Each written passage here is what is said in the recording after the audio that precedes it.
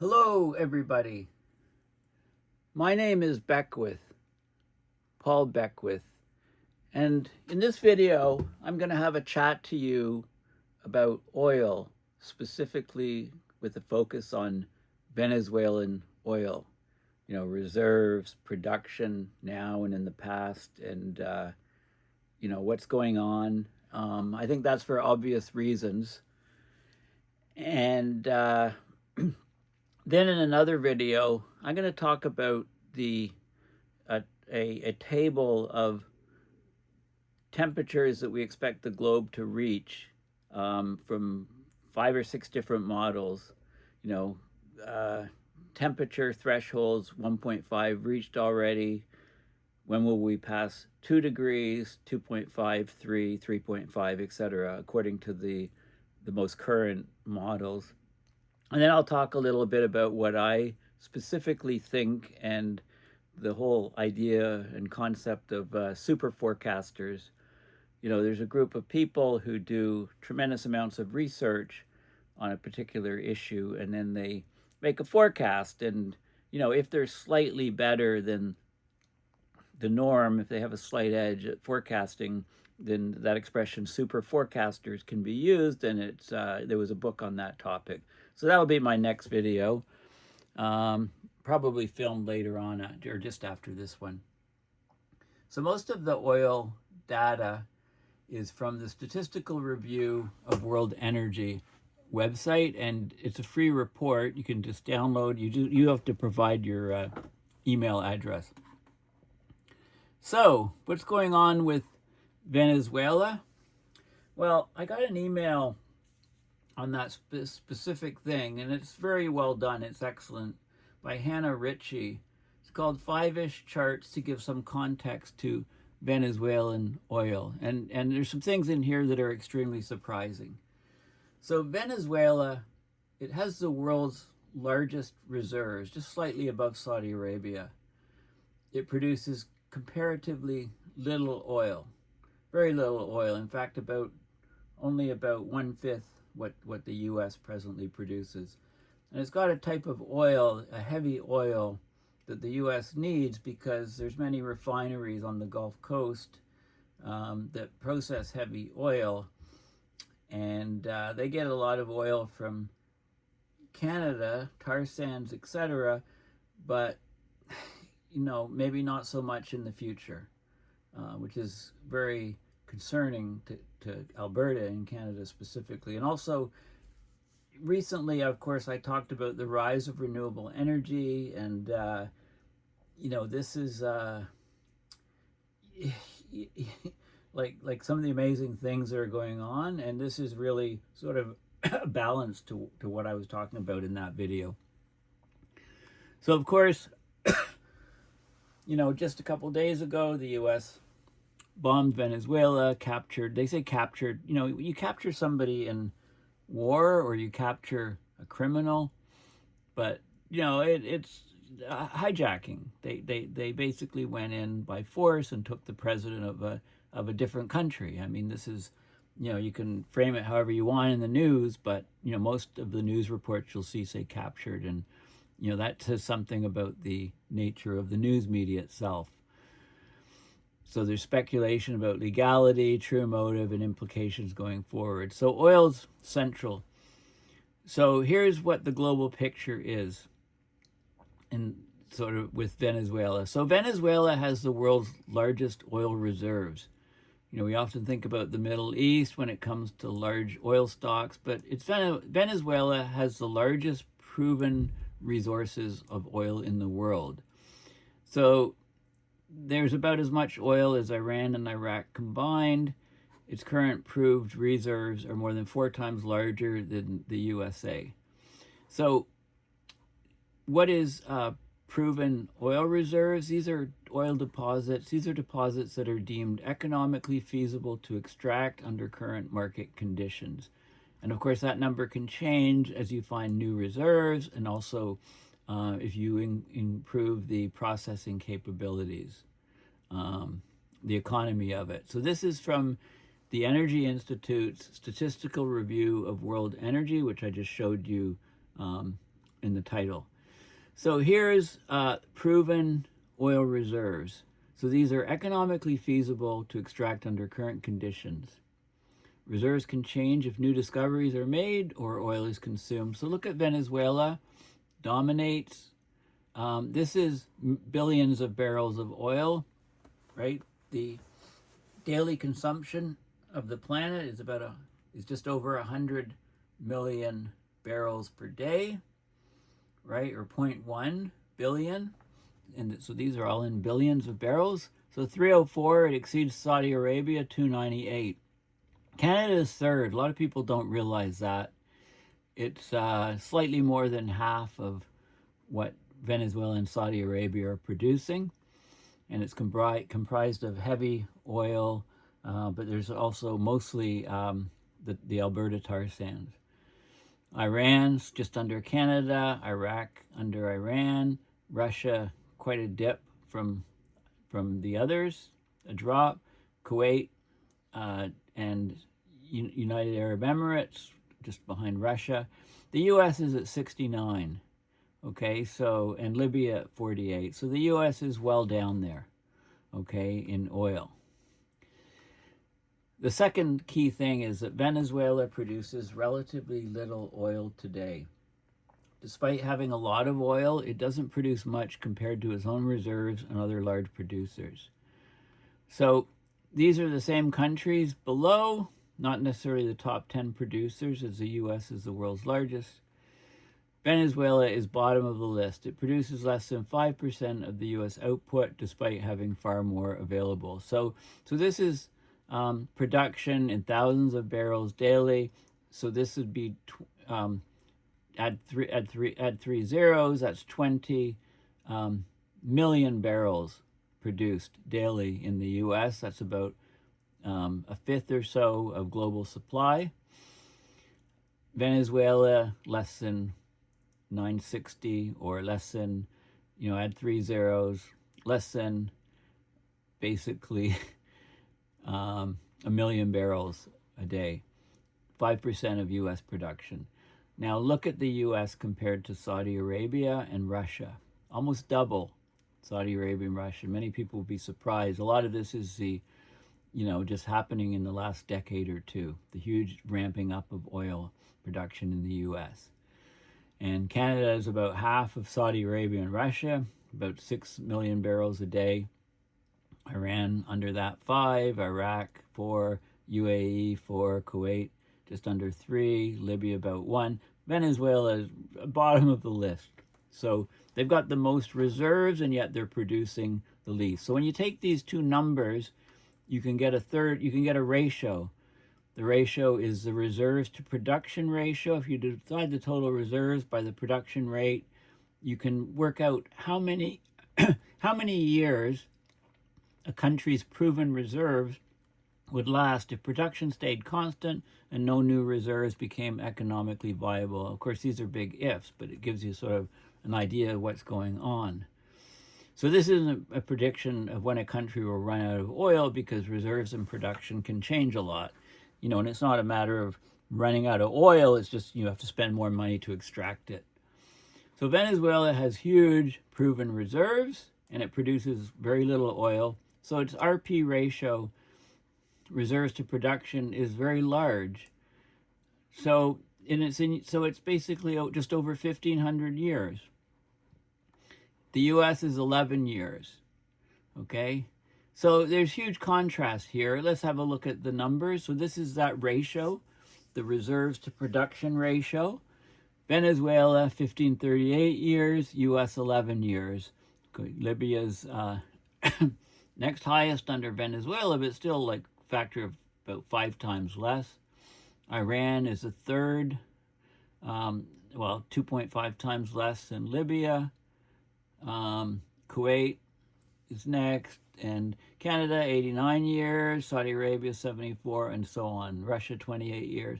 Okay, so this basically shows why Venezuela is so crucial for oil production, why the U.S. interest.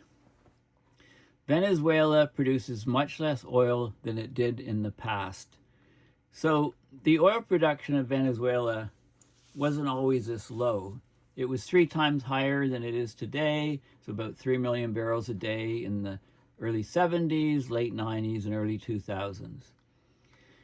The output is from the state-owned oil company, PDVSA, fields and joint ventures with foreign partners like Chevron. So this is why, look at Chevron stocks today, look at the Canadian oil sands / tar sand stocks today. You can see, how people are reacting to what's happened on the weekend. So they have joint ventures, and the PDVSA typically owns about at least 60%. So production dropped off rapidly post-2014. Oil prices were very low. Chronic underinvestment in infrastructure and mismanagement throttled supply. And the now captured president, Nicolas Maduro, first came to power in 2013. Most of the recent decline in oil output has largely occurred during his presidency. So here you can see the production. Maduro became president around here, and production was just under 3 million barrels a day, 3,000, which is 3 million barrels a day, plummeting down to under 1 million barrels per day. So basically, output in Venezuela has declined in the last decade. The U.S. has been at close to record highs in recent years. So here's a comparison of what's happened. This is 2007 or 2008, something like here. U.S. production skyrocketed, right? It went up, well, this is about 750. It went up 3 times, right, since about 2000. So in the last couple of decades, it's gone up 3 times, whereas this is Venezuela on the same sort of scale. And another point is, most oil is not the same everywhere, right? There's lots of different grades and qualities and different amounts of processing required to either burn it or put it in the petrochemical industry. All oil products are not equal. You get very different products, in particular different densities, ranging from heavy oil. Heavy oil is very viscous, it's thick, to light oil, which is much less so. So think of very, very heavy oil, machine oil, versus very light oil, that you use to lubricate gears or whatever. Oil extraction in the U.S. has become increasingly light, particularly since the shale revolution, which produces light products, light oils. The issue is that many of its refineries, and they're mostly on the Gulf Coast, are designed to process heavy oil, and it would be expensive to completely retrofit them. So where are they getting a lot of this heavy oil from? From Canada and from bitumen, which is diluted to dilbit and then goes through pipelines that are heated and stuff, or shipped in pellets or transported, by rail, etc. So the U.S. still imports a lot of oil, mostly heavy oil, despite producing vast amounts domestically. This is why the country produces oil, but it also imports a lot of oil. So it produces oil, it exports a lot of it, and then it imports the stuff that it needs, because its own refineries aren't geared necessarily to the oil that's produced domestically. So it imports heavy crude oil from countries like Canada and Mexico, and it exports lighter crude and refined products. Okay? So it basically, it doesn't make sense to import and export the same product, but they're quite different products, heavy oil versus light oil. So where does Venezuela come in? A lot of its oil reserves are the heavy kind, which the U.S. doesn't produce a lot of domestically. Venezuela is one potential source of heavy barrels compatible with U.S. refineries. So this shows U.S. petroleum consumption. We've got production here in the U.S., we've got imports here, and we've got exports here. So more and more exported, the light oil, and imports are still very significant. Okay, so the key thing with the Venezuelan oil is it's right near tidewater. It can easily go on tankers and ships and be shipped up to the Gulf Coast. And Alberta is basically screwed in the long run if Venezuelan oil takes off. Alberta being landlocked, and the transportation costs and the processing costs are very, very high. So Canada needs to go full in on renewable energies as soon as possible. You know, the writing's on the wall for the most expensive oil to process in Alberta. Who knows if that will happen? It's not happening, no signs of it yet. So, in summary, Venezuela has the largest oil reserves in the world. It's got far more than the US. Today, it produces very little, far less than the US. In fact, only about 20% of what the US produces. It has a large amount of proven reserves, largest in the world, that are not being translated into production. Historically, it produced a lot more, so it could do so, of course, again. But the timeline is uncertain. It says it could take up to a decade for production to return. That's for production to triple. Who knows if, that timeline? I just don't believe it. I think they could do it a lot quicker and get a lot more than a tripling. Venezuela has exactly the type of oil, heavy oil, that the U.S. lacks or needs. So so the interest is not only about quantity, but about the type. Okay, now this is just purely through the lens of supply, demand, and resources. It doesn't look at the climate implications. To stay anywhere close to global climate targets, most of these reserves will need to stay in the ground. Okay, so this is what you get. So I can see a world where everything's brought up, prices fall because of these huge opening up of the reserves, production in places like Venezuela, and we have no option. We'll have to pull CO2 and greenhouse gases out of the air, and we'll have to cool the planet with solar radiation management. I don't think there's going to be any other option. You can see where this is heading. So very informative and interesting email by Hannah Ritchie. Now, so this is the where most of the data is from, the Energy Institute. There's a statistical review of world energy here. You can just download it, but you need to provide an email to get the full reports. They've been doing these reports, providing them to the energy community since 1952. So lots of big players are involved, and they give a bit of a summary here of the breakdown of energy in different places, right, in all different places, and they talk about climate and the the takeoff of renewables and energy security, stuff like that. It's all covered in the report. So let's just have a quick glance at the report. So just published recently. So they talk about the total energy supply and carbon, CO carbon emissions, and then they have a whole section on oil, on natural gas, on coal, on electricity, renewables, and nuclear. So electricity, hydroelectricity, and renewables, nuclear. And then they talk about the minerals required and so on. Okay, so there's reams of data here, and I'm not going to go through the details. This is, like I say, it's public. Just some of the key highlights. You can look at, they talk about China's great increase in renewables. I covered that in a couple of videos ago. Carbon emissions. They talk about, oil and natural gas and coal. Possibility of China having peak oil demand already. Looking in the rearview mirror, you only find out these things, right? So they talk about the rare earth minerals, and then this would get us to what Greenland has, which is the a very rich source of minerals that haven't been tapped. They're all under the glaciers.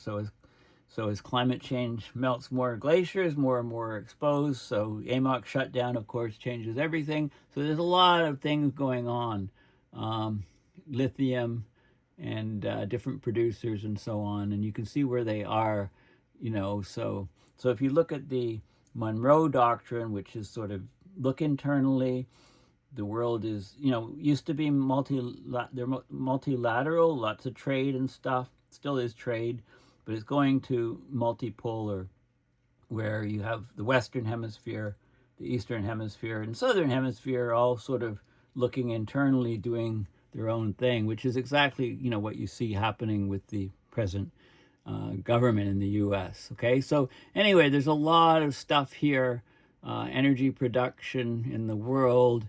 So this is different North America, Central America, the world. So, we've got oil is the bulk, followed by coal, followed by natural gas, and then small wedges for, nuclear, and then the renewable hydroelectricity, about half of nuclear, and renewables, solar, wind, etc., just surpassing nuclear. So you can see all of the different trends and so on. So there's loads of stuff in here, breakdowns of wind and solar in terms of penetration in countries. So huge in Denmark, it's leading. Iceland, top 10 countries, because, they get, 15% from hydro, and basically huge chunk from geothermal energy.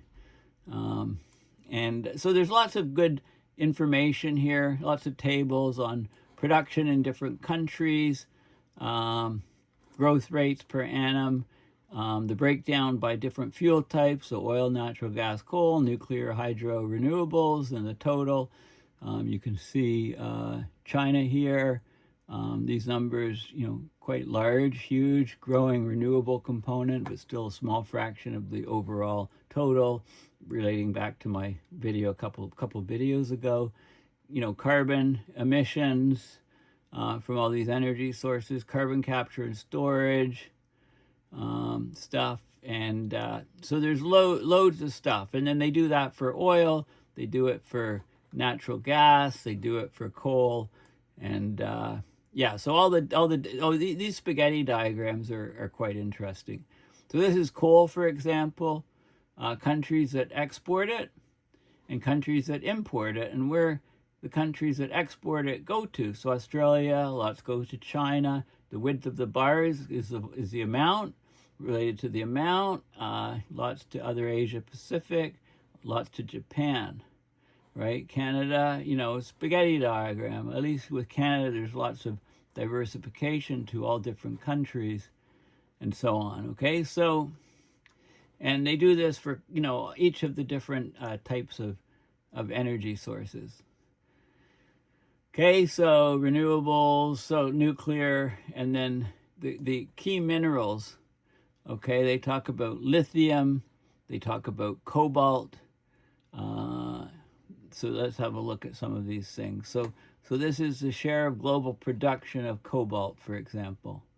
And this is Africa, lots of cobalt from Africa, 76%, some from Asia Pacific, chunk, so you can see the breakdown of cobalt, and then copper, lithium, manganese, natural graphite, nickel,